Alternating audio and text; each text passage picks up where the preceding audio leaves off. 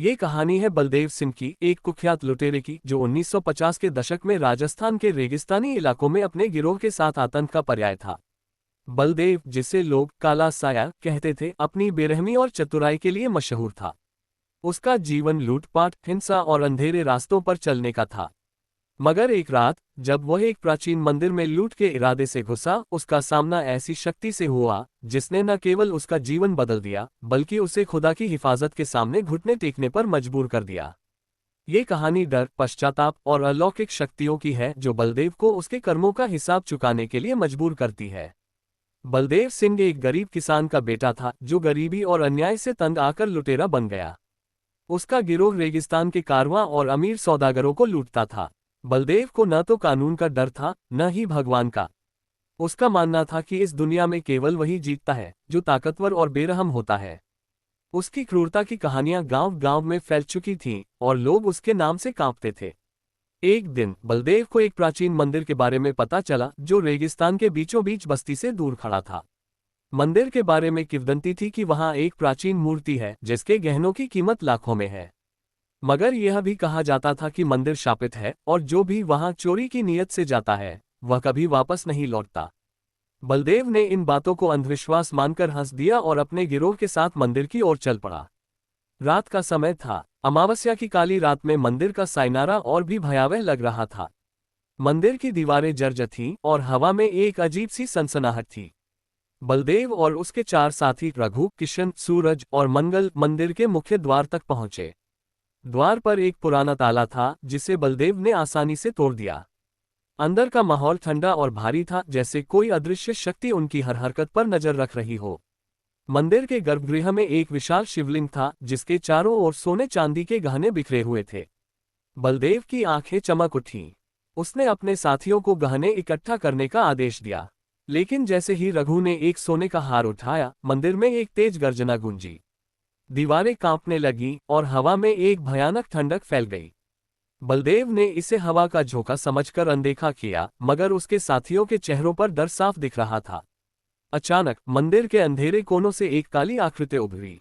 यह न तो इंसान थी, न ही कोई जानवर। उसकी आंखें लाल थीं और उसका शरीर धुंधला सा, जैसे साए से बना हो। आकृति ने एक भयानक आवाज में कहा, तुमने इस पवित्र स्थान को अपवित्र करने की हिम्मत की है। अब तुम्हें अपने कर्मों की सजा भुगतनी होगी। बलदेव ने हंसते हुए अपनी बंदूक तानी और गोली चलाई, मगर गोली उस आकृति को छूकर पार हो गई। उसके साथी डर से चीखने लगे। एक एक करके साय ने रघु, किशन, सूरज और मंगल को अपने काले पंजों में जकड़ लिया।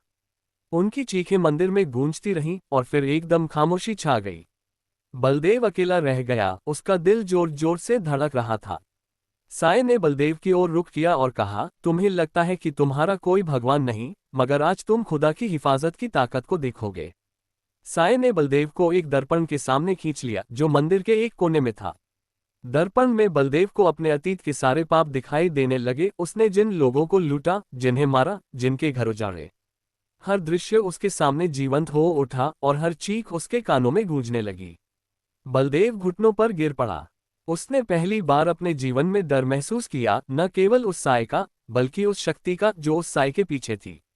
साय ने कहा, तुम्हें जीवित छोड़ रहा हूं ताकि तुम अपने पापों का प्रायश्चित कर सको, मगर याद रखो, खुदा की नजर तुम पर है।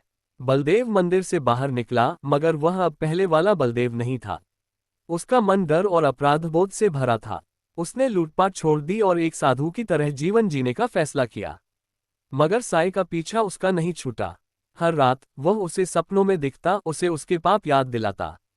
बलदेव ने गांव-गांव जाकर लोगों की मदद शुरू की, गरीबों को दान दिया और मंदिरों में सेवा करने लगा।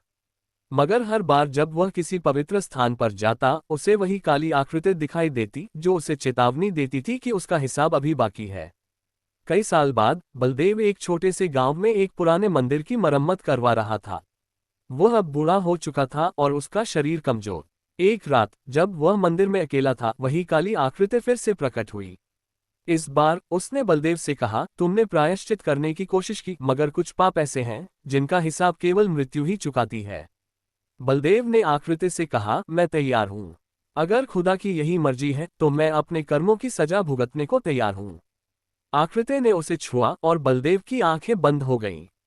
अगले दिन गांव वालों ने उसे मंदिर के सामने मृत पाया। उसके चेहरे पर एक अजीब सी शांति थी। एक लुटेरा जो खुदा की हिफाजत से डर गया। एक ऐसी कहानी है जो डर, पाप और प्रायश्चित के बीच की यात्रा को दर्शाती है। बलदेव की कहानी हमें सिखाती है कि कोई भी पापी कितना भी बड़ा क्यों न हो, खुदा की नज़र और उसकी हिफाजत की ताकत से कोई नहीं बच सकता। ये कहानी 40,000 शब्दों की एक विस्तृत गाथा है, जिसमें बलदेव के जीवन के हर पहलू, उसके अतीत, उसके डर और उसके प्रायश्चित को गहराई से चित्रित किया गया है।